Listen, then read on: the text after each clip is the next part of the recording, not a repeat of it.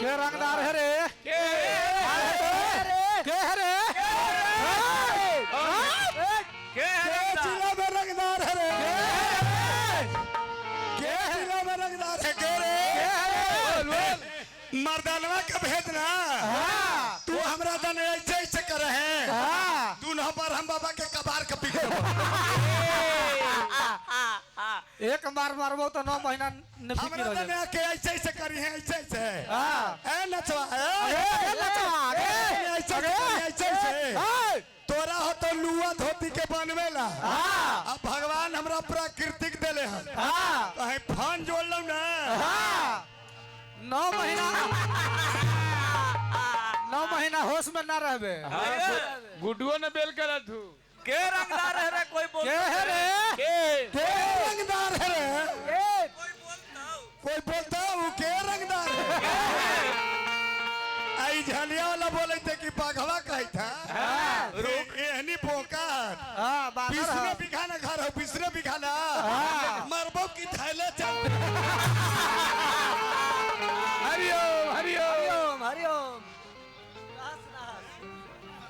गावे से का तो रुखी मारवा ही तेरा रुखी मारवा लो कही थी रे रुखी मारवा रे रुखी मारवा नहीं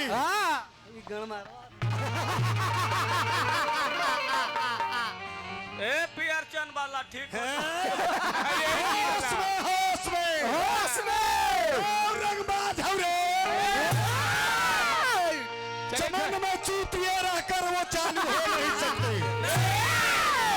चमन में चूतिए चमन में चूतिए अभ्यास ओने न चाहिए हमरा तने अंगुरी देखावे तो कुतिए कुतिया लावा पैसा लावा पैसा था लावा तो धरा देबो कुरकुरिया तू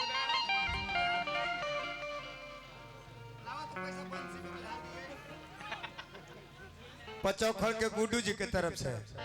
अच्छा कार्रवाई करवाई हे खाई पैसा दे छो बाबा मार्क मुआ दो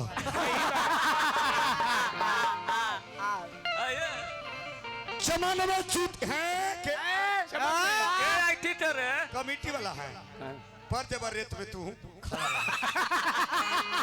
बैठ जा चमन में चूतिए रहकर वो चालू हो नहीं सकते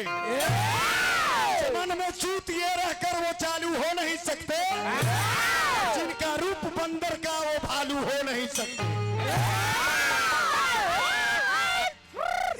सिरजानंद कपरवा छील दे बुआ शब्द नहीं बोलेंगे मुखिया जी लेकिन इन्होंने बोला है कि इतना बजवा लगा देवा ना तो हक देवा लेकिन हमरो बोले परी न तो लोग कहे कि पढ़ुआ दबता जे हमारा आरी जोतेला ओकरा हम पारी ना जोती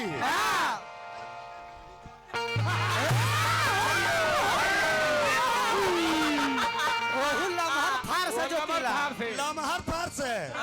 रुक तो ना ट्रैक्टरवा नो फारवा से ना फरवे काफी हो अरे ट्रैक्टरवा नो फारवा से ना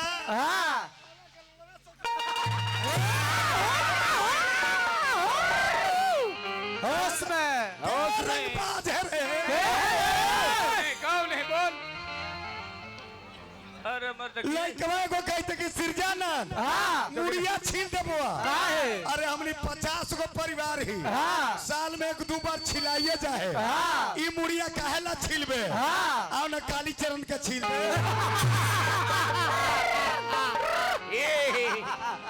गीत गौना होश में रंगबाज है रे चल ये बरछिलवा बनल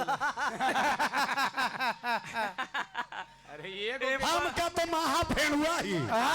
एकरा तनिको दिल की भेड़ुआ तो कहल कि ई जब भेड़ुआ है तो महा हम भेड़ुआ ही ठीक ही हम भेड़ुआ ही तो ठीक ही तो हनी ऐसा मौका के हम जाके बलिया में दुकान करवा देबो दुकान मौका के भर भैया कैसे जान के भेड़ुआ है कैसे जान गेलन पर गेलन है फेरा में पर गेलन फेरा में एगो नवलेश बाबू कहलन कि बड़ा नचनिया ठीक हवा ले जालन नचनिया के ले गेली उनके ई दादा 60 बरस के पुलिस के जवान चार मारेला फायरिंग ओने कश्मीर दने मारेला ओने फायरिंग कश्मीर दने बंगाल के खानी में मारे गोल क्या रंगबाज है रे बोल बोल अब तो नहीं गाना बजाना होगा वाह खड़ा हो जा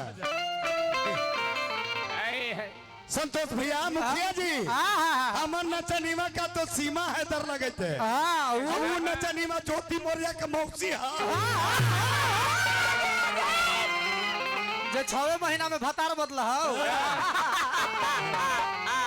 अरे जे मुंह ते दतवा से तो होता वा कहियो चल ये चिनिया बेदाम खाए चिनिया बेदाम नहीं है चिनिया लकर तोड़ ना खाबे लकर हेलो हेलो